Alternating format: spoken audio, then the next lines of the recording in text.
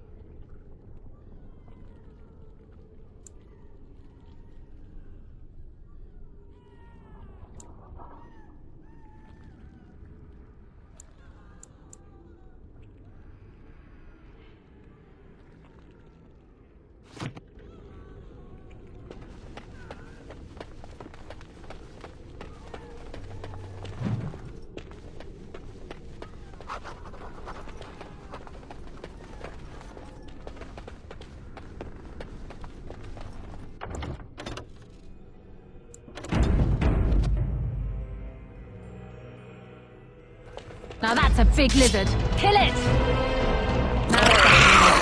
All right, all right.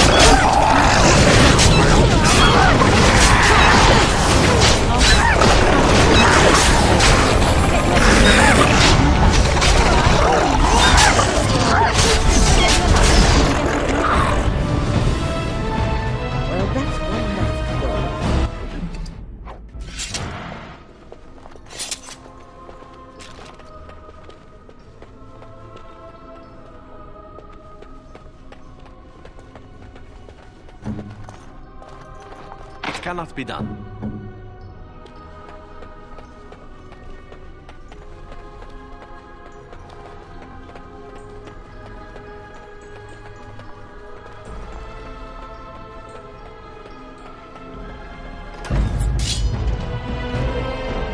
All right, all right. Now better.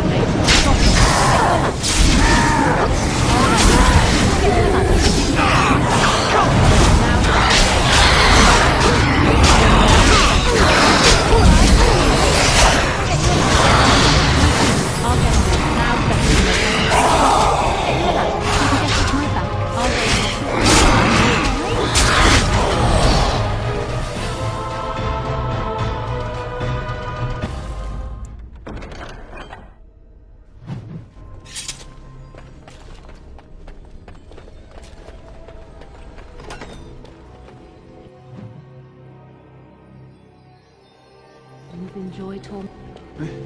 This trick again? I know what you are. It won't work. I will stay strong.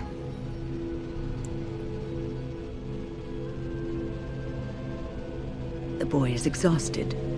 And this cage, I've never seen anything like it. Rest easy. Help is here. Ugh, enough visions. If anything in you is human, kill me now and stop this game.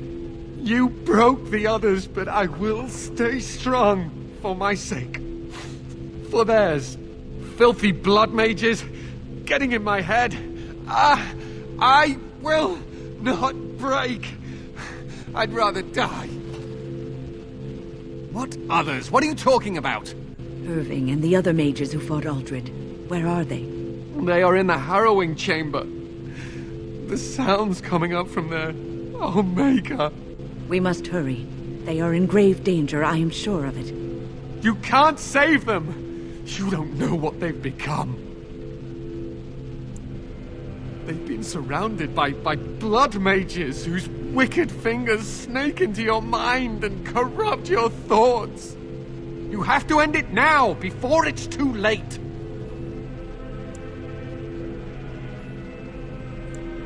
To ensure this horror is ended, to guarantee that no abominations or blood mages live, you must kill everyone up there.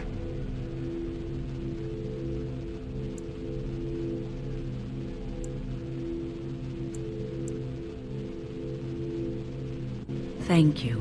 I knew you would make a rational decision. Rational? How is this rational? Do you understand the danger? I know full well the dangers of magic, but killing innocents because they might be Maleficarum is not justice. I know you are angry. You know nothing! I am thinking about the future of the Circle, of Ferelden!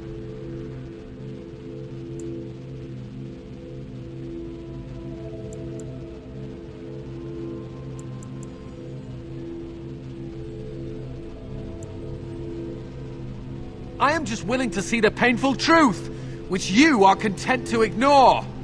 But what can I do? As you can see, I am in no position to directly influence your actions, though I would love to deal with the mages myself.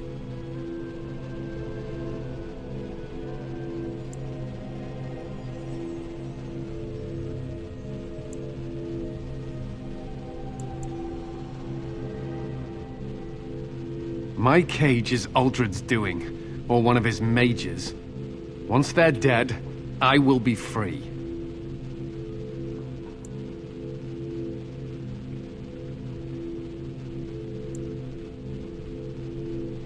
No one ever listens.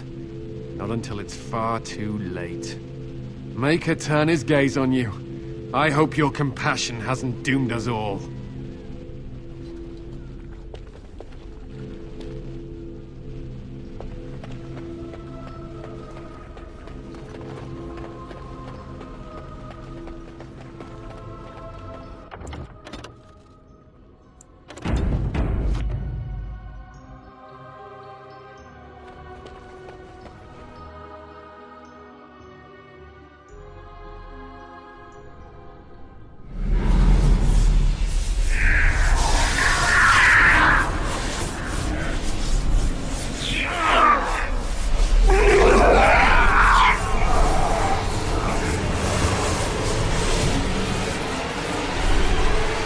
Do you accept the gift that I offer?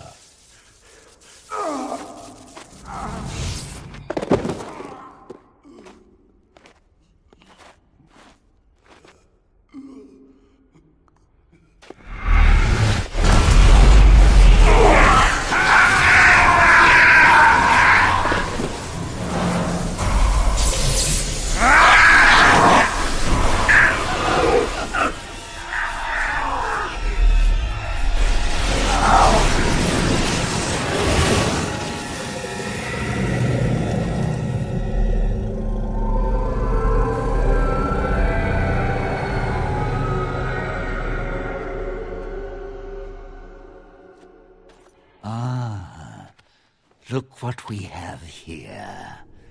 An intruder. I bid you welcome.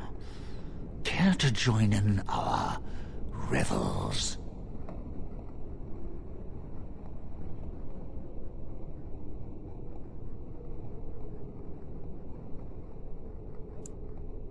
Oh, very observant. I'm quite impressed you're still alive. Unfortunately, that must mean you killed my servants. Oh, well, they are probably better off dying in the service of their betters than living with the terrible responsibility of independence. And freeing them in the process. A mage is but the larval form of something greater. Your chantry vilifies us, calls us abominations, when we have truly reached our full potential. Look at them. The chantry has them convinced. They deny themselves the pleasure of becoming something glorious. You're mad. There's nothing glorious about what you've become, Uldred. Uldred? He is gone. I am Uldred, and yet not Uldred. I am more than he was. I could give you this gift to win. You and all the mages. It would be so much easier if you just accepted it. But some people can be so stubborn.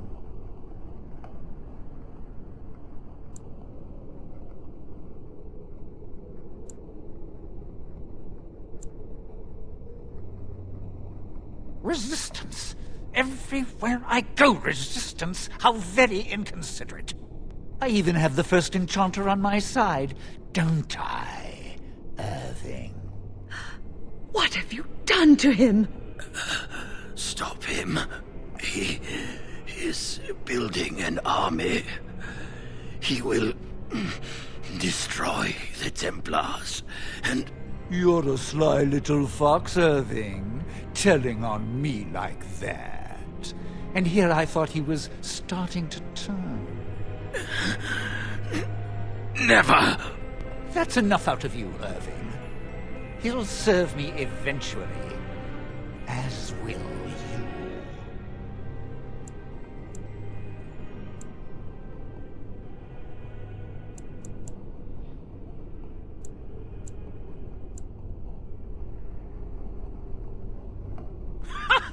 I serve no one.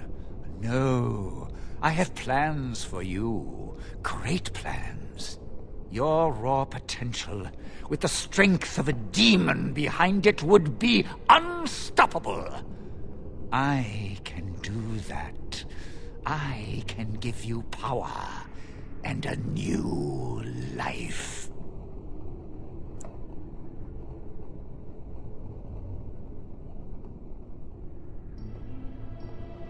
I don't think your opinion matters. That is what I've decided, and that is what will be done. Fight, if you must. It will just make my victory all the sweeter. Don't forget the litany. It will thwart Uldred's attempts to control the mages and win this fight for us.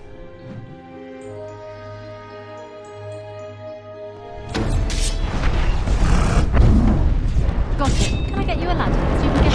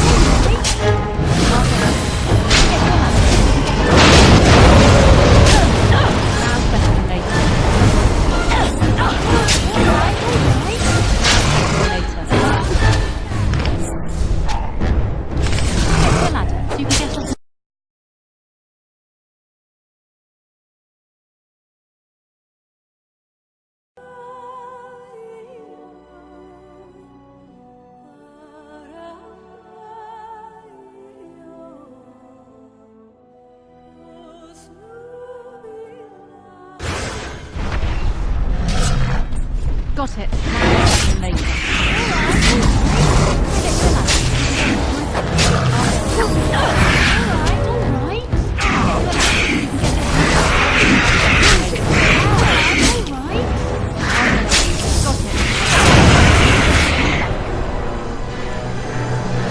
Let's finish this.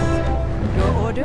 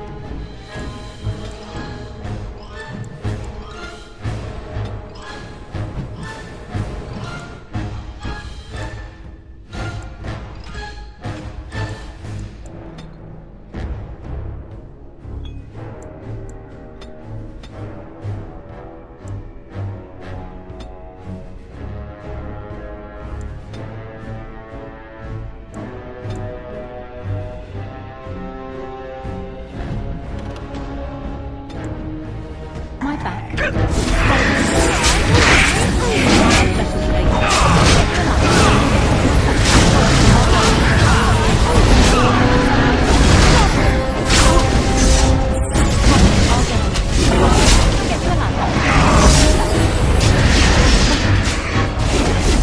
I'll get on.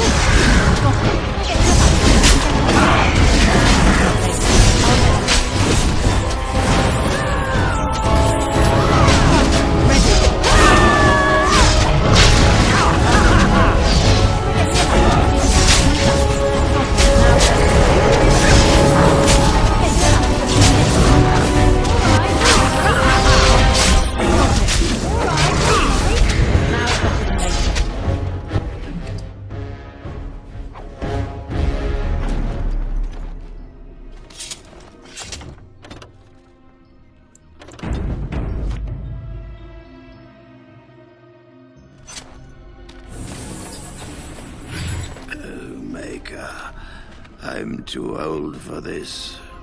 Irving, are you all right? I've been better. But I am thankful to be alive. I suppose that is your doing, isn't it, Wynne? I wasn't alone. I had help. The Circle owes both of you a debt we will never be able to repay. Come. The Templars await. We shall let them know that the tower is once again ours. All right, but please hurry. Gregor should be informed of what happened here as soon as possible.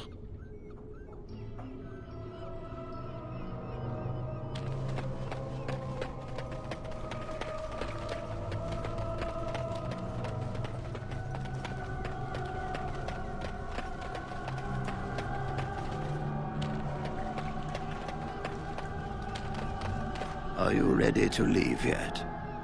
We should tell the Templars about what went on here. I'll need you to guide me down the stairs. Ugh, curse whoever insisted the Circle be housed in a tower.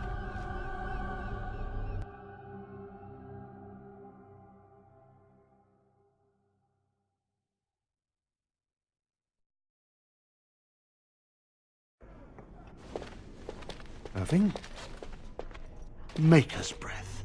I did not expect to see you alive. It is over, Gregor. Uldred is dead. Uldred tortured these mages, hoping to break their wills and turn them into abominations. We don't know how many of them have turned. What? Don't be ridiculous. Of course he'll say that. He might be a blood mage. Don't you know what they did? I won't let this happen again. I am the Knight Commander here, not you.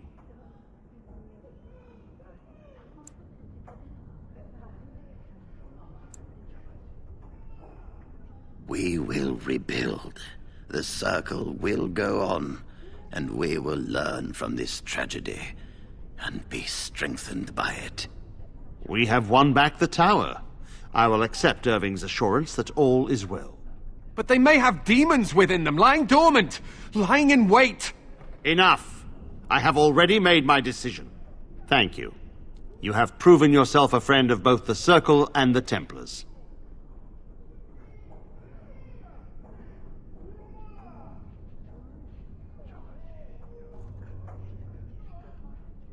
I promised you aid, but with the Circle restored, my duty is to watch the mages. They are free to help you, however. Speak to them.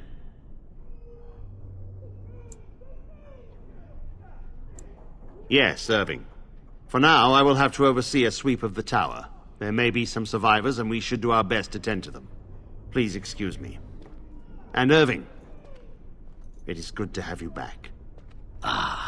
I'm sure we'll be at each other's throats again in no time. Here we are, the tower in disarray, the circle nearly annihilated. Oh, it could have been much, much worse. I am glad you arrived when you did. It's almost as though the Maker himself sent you.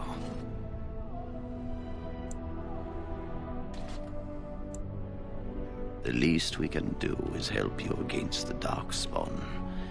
I would hate to survive this, only to be overcome by the Blight.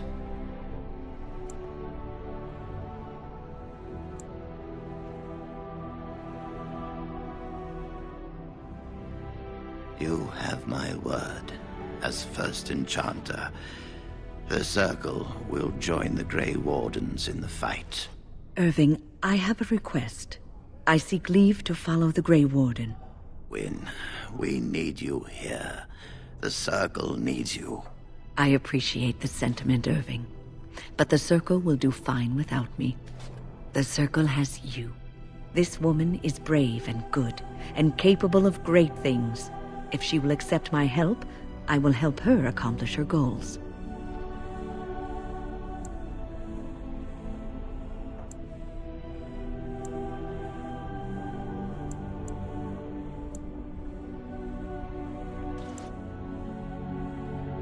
You were never one to stay in the tower when there was adventure to be had elsewhere. Why stay when I can be of service elsewhere? Then I give you leave to follow the Grey Warden, but know that you will always have a place here. There is much to be done here, and I must go. You must forgive me for not being a proper host.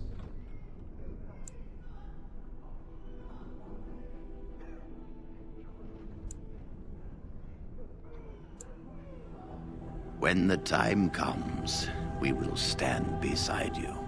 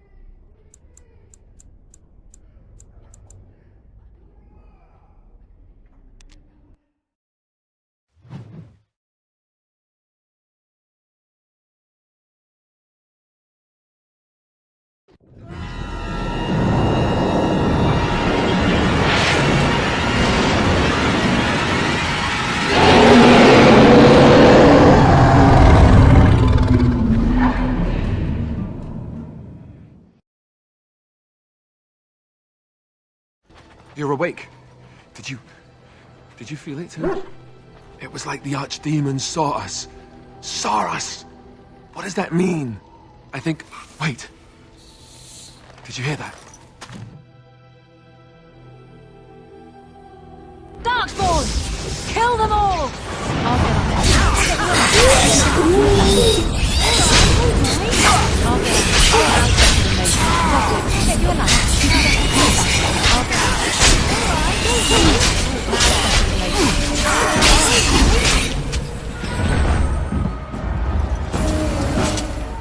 I guess it's like Duncan once said. We can sense them, and they can sense us. We'd best be more careful from now on. This camp isn't safe any longer.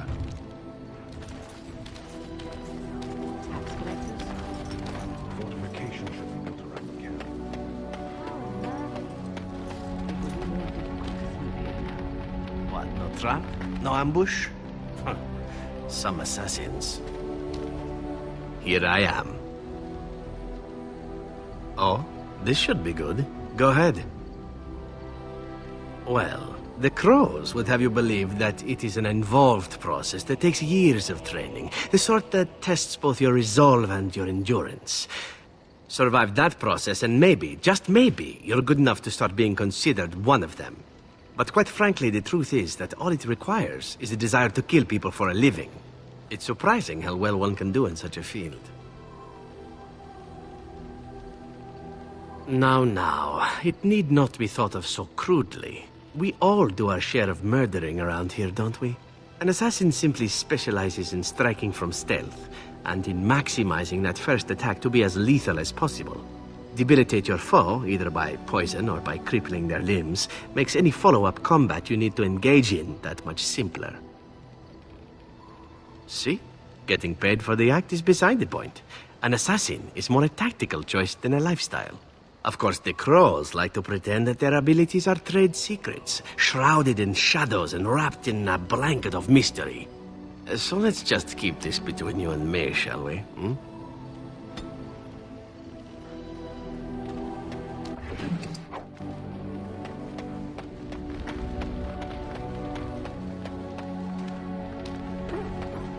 Here I am.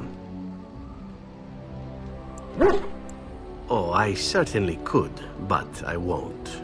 I swore to the Crows that the things they taught me were to remain a secret. And while, yes, they are already angry at me, I'd rather not push things, you see.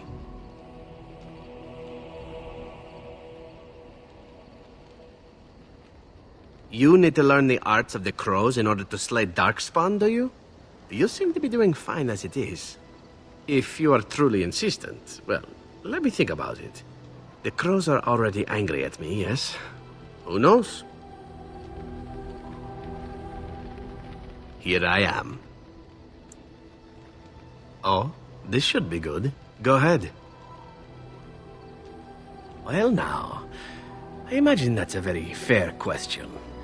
Being an assassin, after all, is a living, at least as far as such things go. I was simply never given the opportunity to choose another way. So, if that choice presents itself, why should I not seize upon it?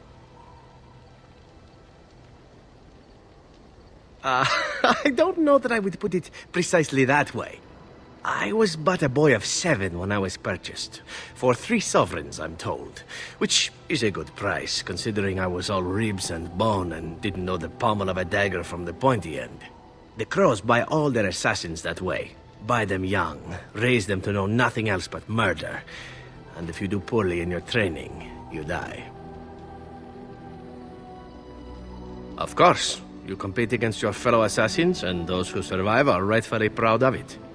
In Antiva, being a Crow gets you respect. It gets you wealth. It gets you women. And men. Or whatever it is you might fancy. But that does not mean doing what is expected of you always. And it means being expendable. It's a cage, if a gilded cage. Pretty, but confining.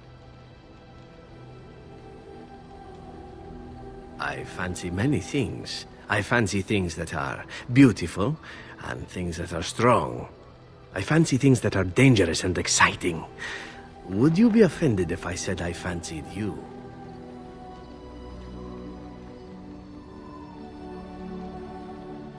Ah, that's too bad.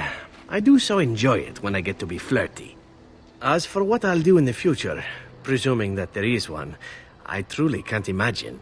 It might be interesting to go into business for myself, for a change. Far away from Antiva, of course. For now, naturally, I go where you go.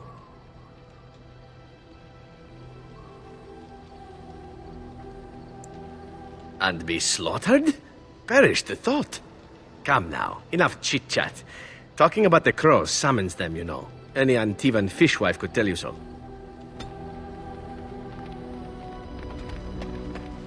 Yes? Well, here I am. I knew this would come up sooner or later. I don't know how to explain, but I had a dream. In it, there was an impenetrable darkness. It was so dense, so real. And there was a noise, a terrible, ungodly noise. I stood on a peak and watched as the darkness consumed everything. And when the storm swallowed the last of the sun's light, I fell, and the darkness drew me in.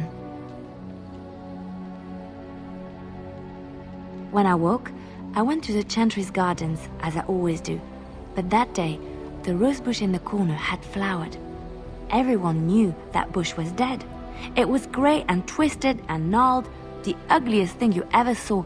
But there it was, a single beautiful rose. It was as though the Maker stretched out his hand to say, even in the midst of this darkness, there is hope and beauty. Have faith.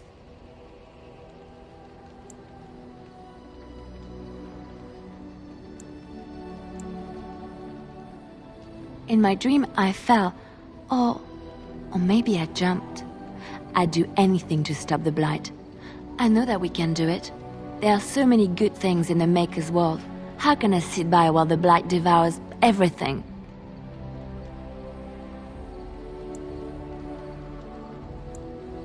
That is why you're a Grey Warden. Come, there's a blight to stop. Yes? Well, here I am. Quiet. It was a life suited for contemplation. In the cloister, away from the fuss and the flurry of the cities, I found peace. And in that stillness, I could hear the Maker. But it was not perfect.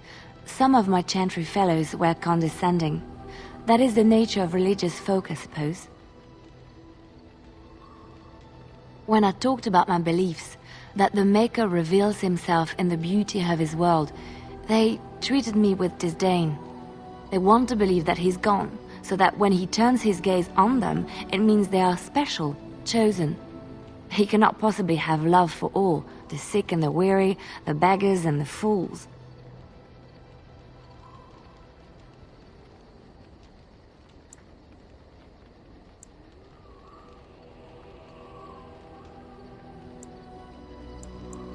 What can I say to them?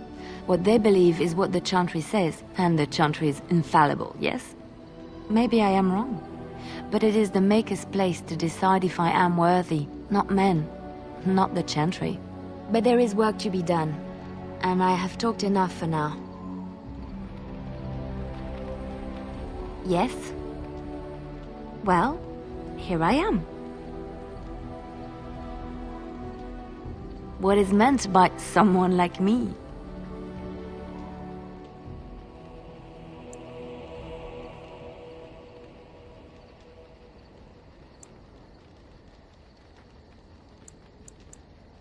And there were no beautiful, charming women in the cloisters, you think?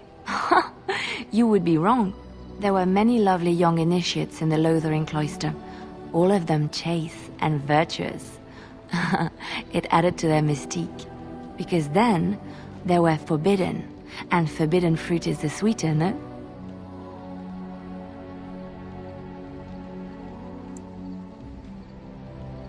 My fruit? I can't believe I'm having this conversation. But no, I did not take vows. The Chantry provides succor and safe harbor to all who seek it. I chose to stay and become affirmed.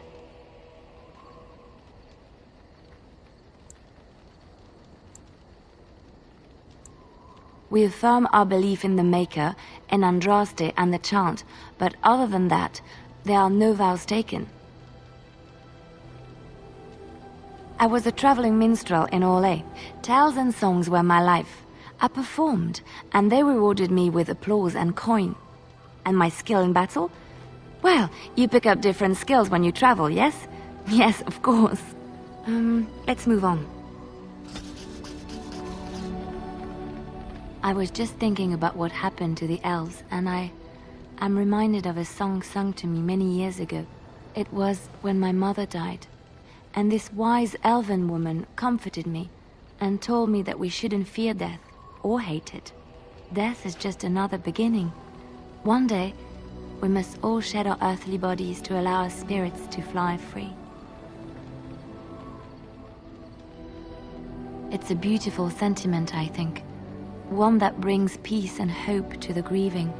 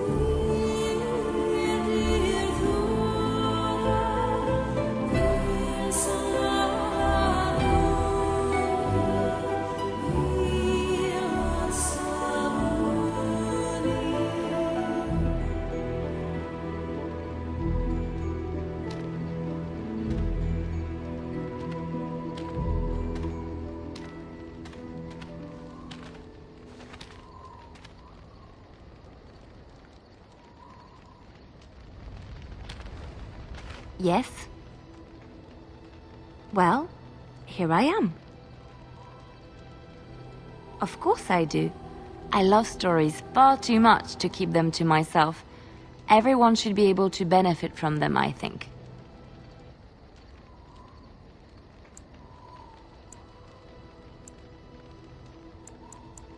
Chantry law says it is man's pride that created the Darkspawn. In ages past, the mages of the Tevinder Imperium ruled much of the world we know. In their pride, they thought their magics invincible and imagined that they were greater than the Maker himself. So thinking, they invaded his golden city, planning to take it for themselves and depose their own creator. But they were impure and full of sin. And it is with the sin that they tainted the golden city, corrupting it forever. The Maker cursed them and cast them from his sight. Wherever they went, they spread the taint of their sin. Any land that was touched by the taint became blighted and would suffer no life. Instead, the Darkspawn arose to torment us and remind us of our hubris. Of course, Orlesians enjoy telling stories. I shall tell you my favorite tale of Aveline, the Knight of Olay. A long time ago, a girl child was born to a farmer. He had hoped for a son, not a daughter, and so he told his wife to abandon the child in the woods. Before the cold could claim her, the baby was found by a tribe of Dalish elves who took pity on the poor mewling thing and raised her as their own. Aveline, for that is what they called her, grew strong and quick and clever under the guidance of the elves. She learned to wield the sword as well as any man, could kill a deer with an arrow at 100 paces, and was as graceful on the back of a horse as she was on foot.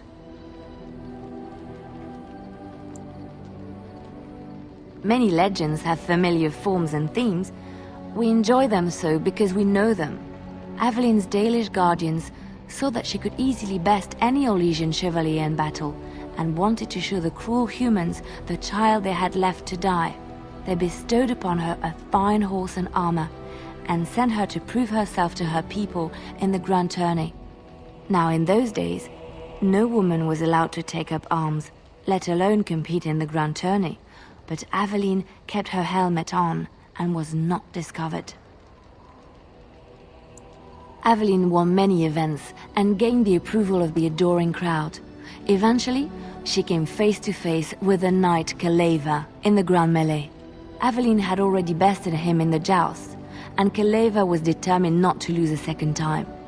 Out of desperation to regain his honor, Kaleva tripped Aveline and tossed her to the ground, ripping off her helmet as he did so. Silence fell upon the arena as Aveline was revealed. Kaleva declared the previous competitions invalid. A woman had taken part, and this was not allowed. But the crowd cheered for Aveline. Kaleva was furious, for he had lost to a woman and was now being shamed. Blinded by his rage, he forced Aveline to her knees. "Know your place, woman," cried he, and slit her throat. The son of the king, Prince Freyan, was present. He recognized Aveline's skill and bravery and began to see the injustice done to the women in his land. When he was made king, he rewrote the laws of Olay so that women could also become chevalier. He honored Aveline and knighted her after her death. And to this day, any female who is knighted reveres Aveline the Brave, for she is the patron of all women chevalier. I know one, told to me by my mother a long time ago. It always chilled me to the bone. Maybe you have heard of Flemeth?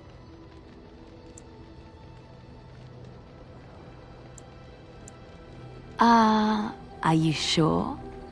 Was she the Flemeth of legend? Flemeth, the devourer of men? Flemeth, mother of witches? Flemeth, demon-touched, who dwells in the mists?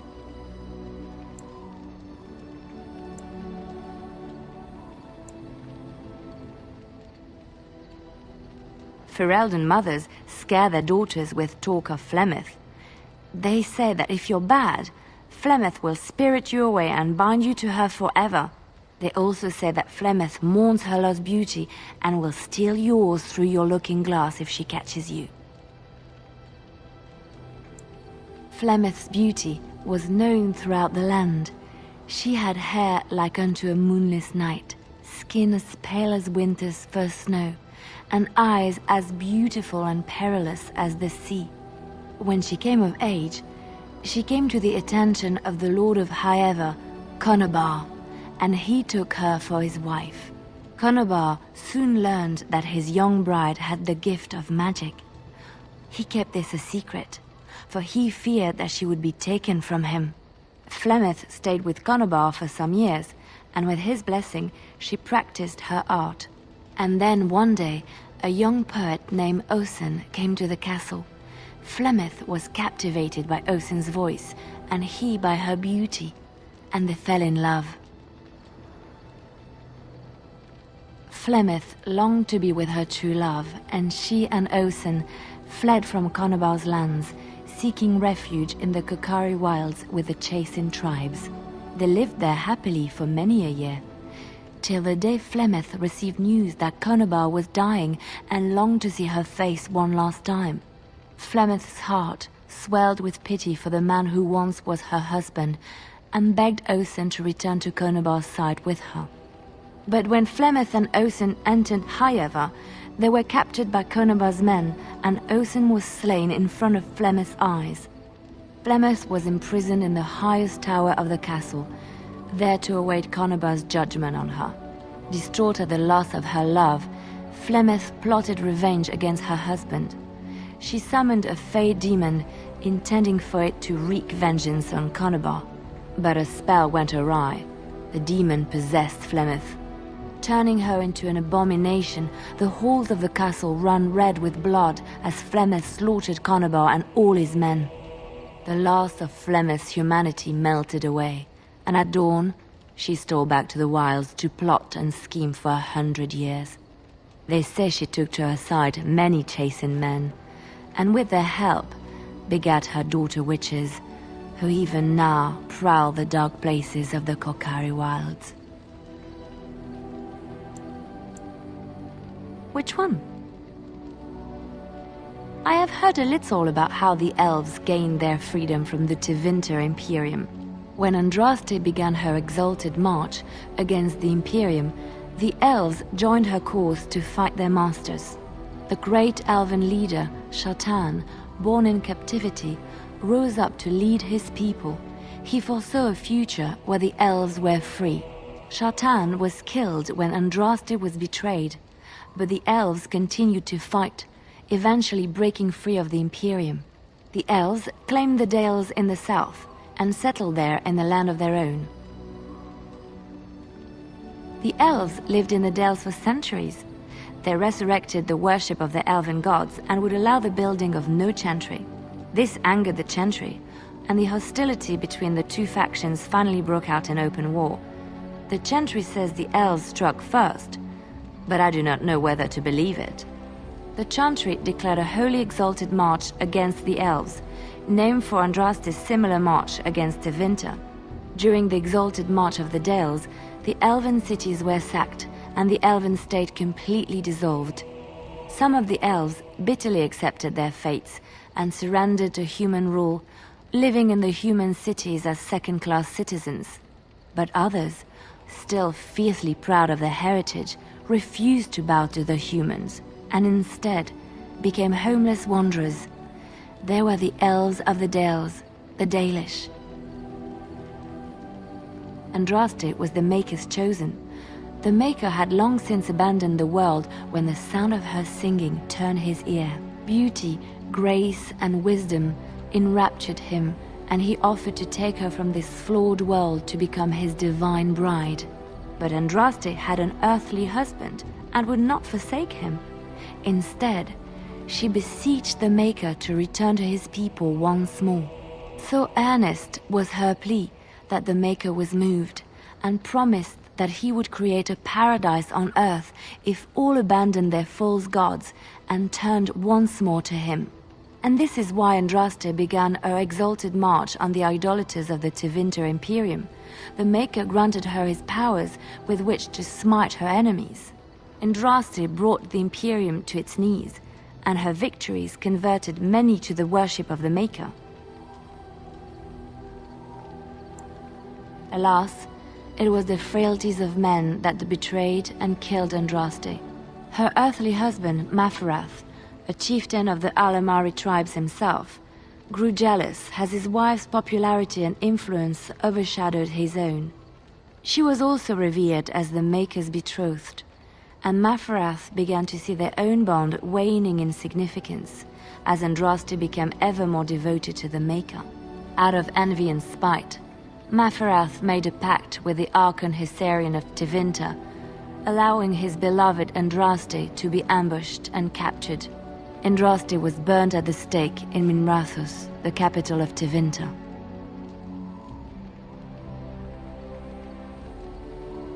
The Tevinter Chantry claims that in Andraste's last moments, Hysarian's heart softened, and he heard the voice of the Maker telling him to end her suffering. He plunged his sword into her heart, and as her blood washed over his hands, he became one of the faithful. Dissenters said that the Archon only converted because he could not stem the tide of Andraste's cult, and was forced to do so to stay in power. We will never know for sure.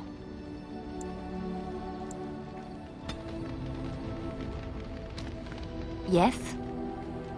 Well, here I am.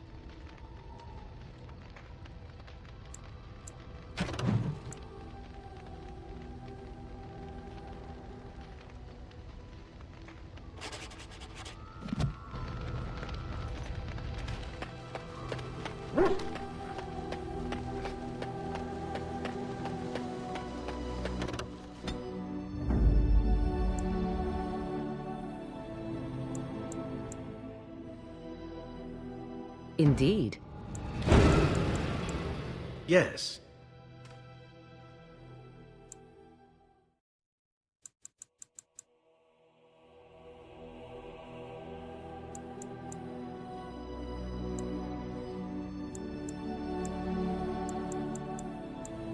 Yes.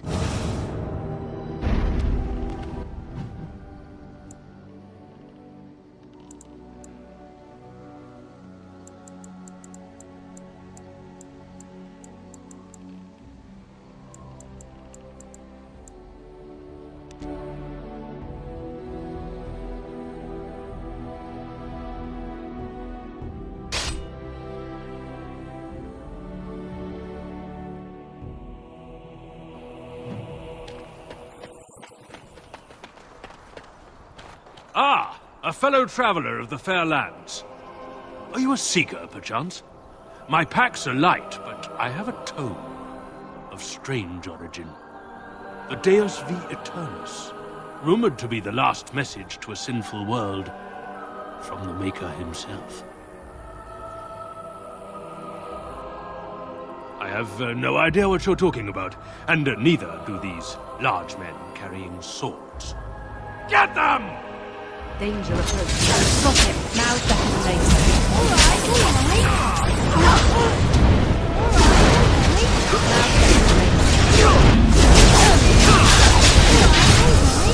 Now's better than later. I'll get on it. Get your hand. Now's better than later. Alright.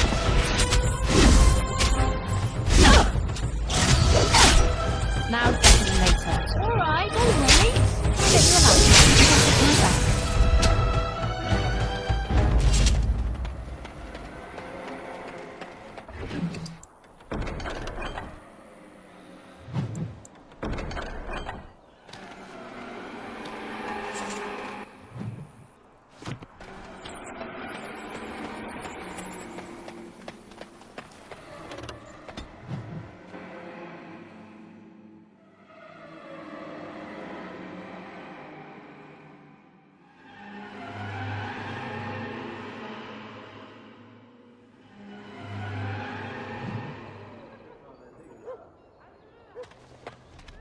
Message for you, milady. More things to deliver. Goodbye.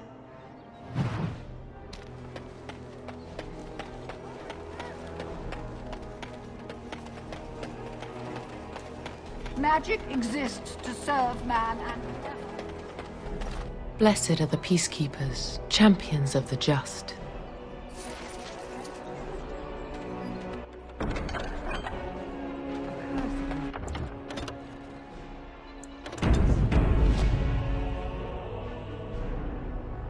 I was getting to that part.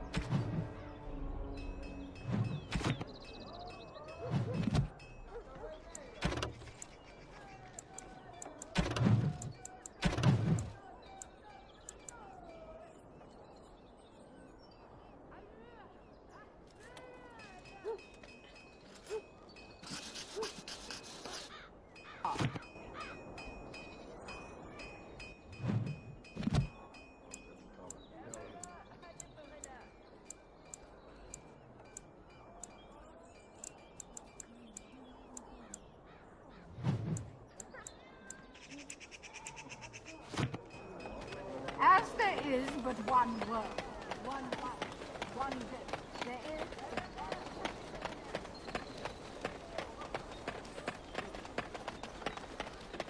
Dwarven crafts. Fine dwarven crafts.